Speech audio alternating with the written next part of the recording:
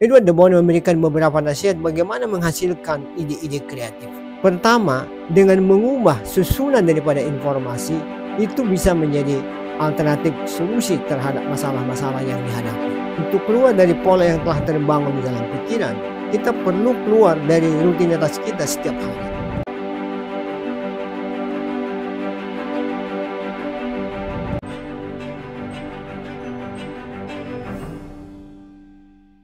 Setiap orang punya masalah. Ada persoalan seperti listrik mati, pompa air tidak jalan, mesin mobil tidak hidup.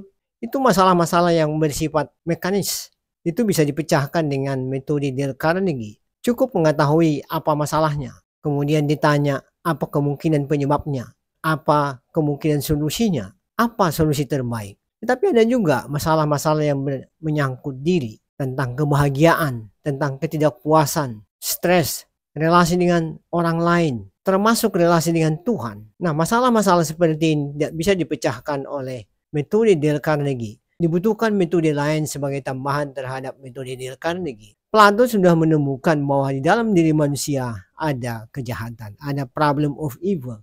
Nah, menurut Socrates, selama jiwa dikurung oleh tubuh, manusia itu tidak pernah bahagia. Selama jiwa bersatu dengan tubuh, manusia tidak akan pernah merasakan apa itu kebahagiaan yang sesungguhnya. Hanya kematian yang dapat membawa manusia kepada kebahagiaan. Itu menurut Socrates.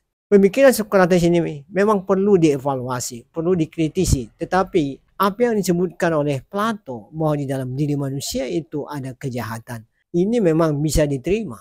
Tetapi apakah manusia harus melalui kematian baru bisa bahagia? Ini juga bisa dipertanyakan. Apa solusi terhadap masalah-masalah manusia yang tidak bersifat mekanis? Dibutuhkan pikiran kreatif. Edward de Bono adalah sosok yang dianggap paling berotoritas di dalam hal menghasilkan ide-ide kreatif. Dia telah menulis 70 buku tentang berpikir. Pemikiran-pemikirannya banyak diterima oleh perusahaan-perusahaan besar, termasuk PBB. Dari dialah muncul istilah parallel thinking atau berpikir paralel.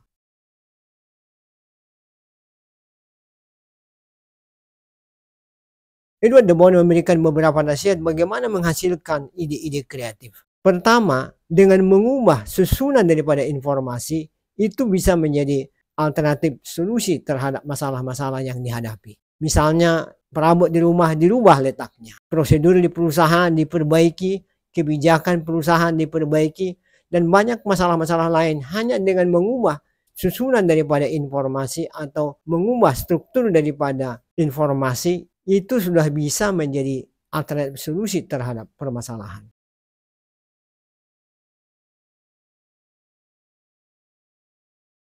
Yang kedua adalah membalikkan situasi. Di perusahaan biasanya pada akhir tahun dilakukan evaluasi kinerja.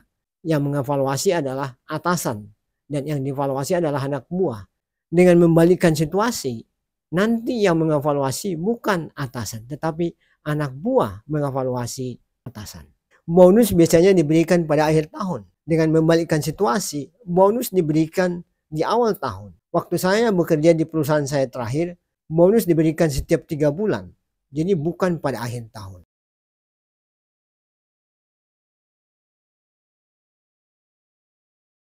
Apa persyaratan untuk mendapatkan ide kreatif? Kita beraktivitas mengikuti pola yang sudah terbentuk di dalam pikiran. Kalau kita tidak keluar dari pola itu, kita akan terus mengikuti pola itu setiap hari. Tiap minggu kita akan melakukan aktivitas kita mengikuti pola sampai berbulan-bulan, bertahun-tahun. Kita akan terus mengikuti pola yang sudah terbentuk di dalam pikiran.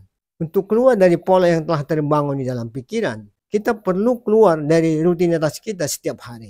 Oleh sebab itu kita perlu menyepi atau mengambil waktu sejenak untuk menyendiri. Saat-saat seperti itu bisa memberikan kepada kita kemungkinan untuk melihat bagaimana kita hidup, bagaimana kita bekerja, bagaimana kita selama ini melakukan tugas-tugas kita ataupun aktivitas kita sehari-hari. Pada saat-saat seperti itulah ada kemungkinan ide-ide kreatif bisa muncul. Saat-saat seperti itu ada peluang kita bisa melihat apa yang terjadi dalam diri kita, kesalahan-kesalahan apa yang kita lakukan, dan dengan demikian kita bisa melakukan perbaikan-perbaikan terhadap kesalahan-kesalahan itu. Confucius mengatakan orang yang menyadari kesalahan dan mampu memperbaiki kesalahannya, orang itu adalah orang sempurna. John Calvin mengatakan orang yang mempunyai kepekaan besar terhadap kesalahan yang kecil itu orang suci. Setelah 20 tahun bekerja di perusahaan minyak, saya berhenti bekerja dan memulai bisnis baru. Dan bisnis baru yang saya rintis adalah di bidang pelatihan atau pendidikan. Saya merasa bakat dan talenta saya tidak lagi bisa ditampung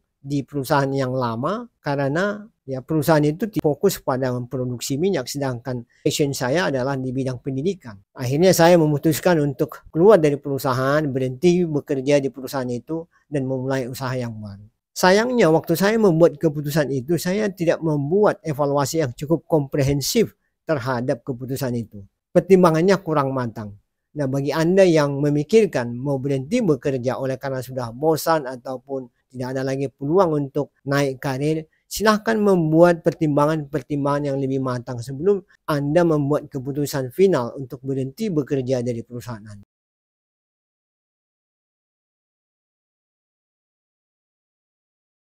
Ide kreatif tidak cukup. Ide kreatif perlu dievaluasi. Apa dampak daripada keputusan yang akan diambil? Apa dampak positifnya? Apa dampak negatifnya?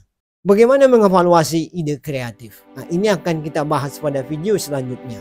Silakan share video ini kepada teman, beri komen, dan silakan subscribe untuk mendukung channel Mindset Plus 21.